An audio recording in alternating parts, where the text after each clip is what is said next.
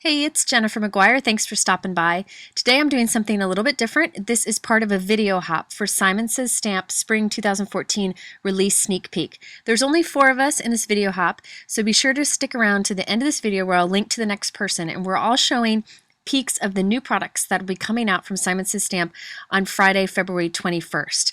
While I'm showing you some of these new products, I'm also going to be teaching you a technique that I just love, and it's called two-tone stamping. So here's a peek at the card that I'm going to be making, and you'll see on those balloons, see how there's kind of 2 colors that kind of fade into each other, maybe like an ombre look. This is done with two-tone stamping. It is super easy to do, and I'm also going to show you how I did those little white stars on it too.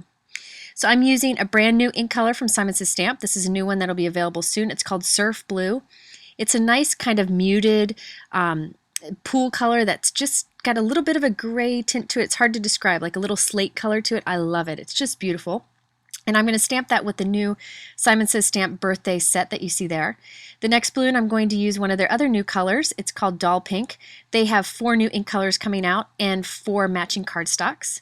And I'm using a few of these new colors here. This is one of their older colors called Green Apple. It's a great green color, and I'm going to stamp this balloon kind of overlapping. I'm not worrying about masking because in real life the balloons are see-through anyways, so I'm just going to stamp those on top of each other.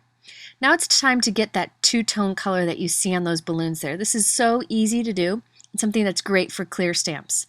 This next color I'm using here is Island Blue. This is one of the Simon Says Stamp original dye inks. Now this technique works with pretty much any ink you want, and it's great for dye inks. Now watch, I've inked up the stamp, but instead of stamping it right away, I actually have a cloth here. I'm going to dab some of the ink away just on the top right corner, as you see I'm doing there. This is actually a piece of toilet paper because I was too lazy to go get some paper towels because that was farther from my office than the toilet paper. But I'm dabbing off some of the ink, and you can see it comes off pretty smoothly, but I'm leaving the ink kind of fading onto that corner. And then, since this is clear, I can look through and directly stamp right on top of what I did before. And you get that great blended color. This is a great way to get shading, but also a great way to get 2 different colors. This is another one of the original colors, Blue Violet. I'm going to stamp this on top of that pink, so they're not exactly the same color, so we're going to get a cool effect where they blend. So again, I'm using my toilet paper or cloth, whatever you've got, to dab away some of the ink from that top corner. I try to be consistent and do the same area on each of the stamps. And you can see it just blends right off if you just keep dabbing away. And then I'm going to go ahead and stamp that over the original pink balloon also. Now these dye inks take a little bit of time to absorb into the paper and get a nice smooth even coverage, but it works great every time. You get really good stamp results. Now on the green balloon, I'm going to use the Audrey blue ink.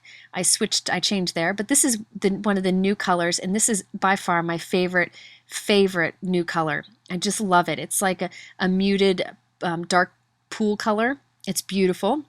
It's got a little more blue than some of the other colors that I've used in the past. It's just gorgeous. And I'm going to use this one on top of that green. So you see I'm not taking too much care to make sure that's perfectly inked off here, wiped off. I just want to get that nice blend, and I stamp that on top of the green, and look at that great two-tone stamping that you get.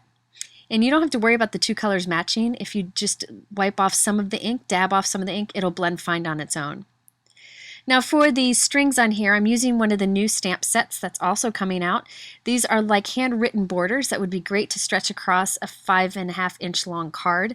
But I'm going to actually only ink up part of these images to use them as tails on my balloon. They're strings on my balloon. So this one actually says hello, but I'm not inking up the part that says hello. I'm just inking up the string. It's like the straight part itself. So it looks like the perfect little strings for my balloons. This is just a great way to take a stamp set that's obviously for greetings, but I'm just using it in a different way. Then I'm just inking up the tip only to get a little piece to kind of go off the top there, like it's tied in a knot on the bottom of the balloon. I decided to use a charcoal color ink. Just felt like black might be a little bit too dark, so I'm using Hero Arts charcoal ink, which works really well with the Simon Says Stamp inks. For this one, this greeting actually says Welcome Baby, but I'm just inking up only the string or the straight part of it where the words aren't, and that works great for the string on this balloon. And then here I'm going to ink up part of one of the little curly cues, and it works great for the string coming off that. Now for this one, it's Happy Birthday.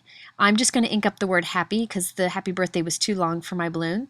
And you'll see my stamp is stained. So the thing is, stamps made in the US are super high quality and will stamp the best. The only drawback is they will stain when you ink them, but that's okay. If you clean them, even if they're stained, your ink won't transfer. So just clean them really good and you should be fine.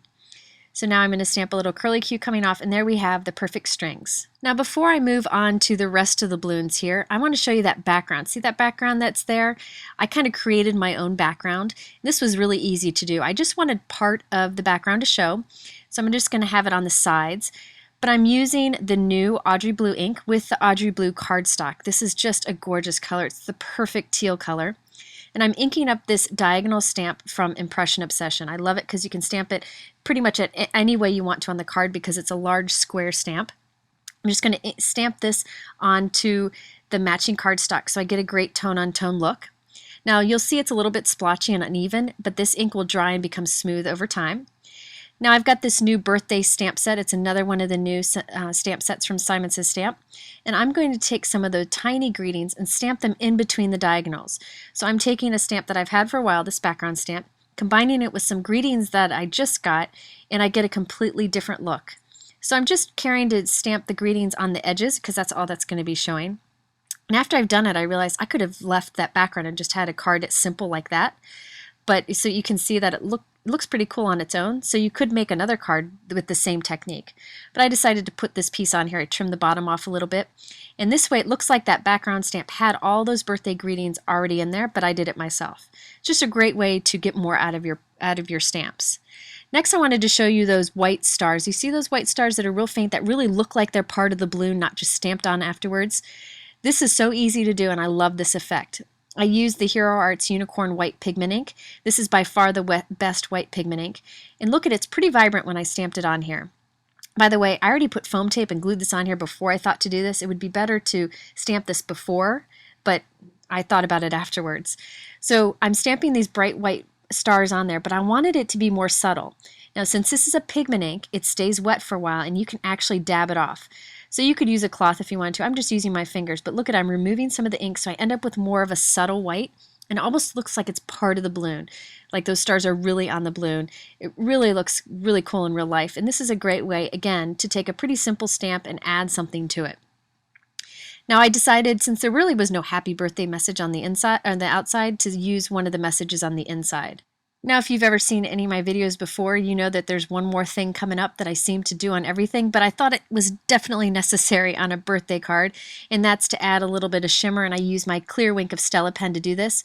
You got to be careful because that white pigment ink might be a little bit wet still, and you can smear it. You see I smear it there a little bit, but I'll just dab it off with my fingers and be careful on the other one. So you just want to make sure that you don't smear any of the white pigment ink. I could have heat set it first to make sure that didn't happen. But here I'm just going to dab away some of that white ink, and on these other balloons I'll be more careful not to let it smear. And there you end up with a nice shimmer on those balloons. Now before I give you the link to the next person in the video hop who's got some other products to share with you, I do want to mention that all these products are linked below except for the newest things. I'll come back and link those on Friday so you can check them out because they're not out yet. And if you have any more questions or want to see some more pictures about this, you can head over to my blog at jennifermcguireinc.com. Now click out here in the center and it'll take you over to Stephanie, who has another video to show you a great technique using some new products also. And always, thanks so much for stopping by. I really appreciate it, and I hope to see you again soon.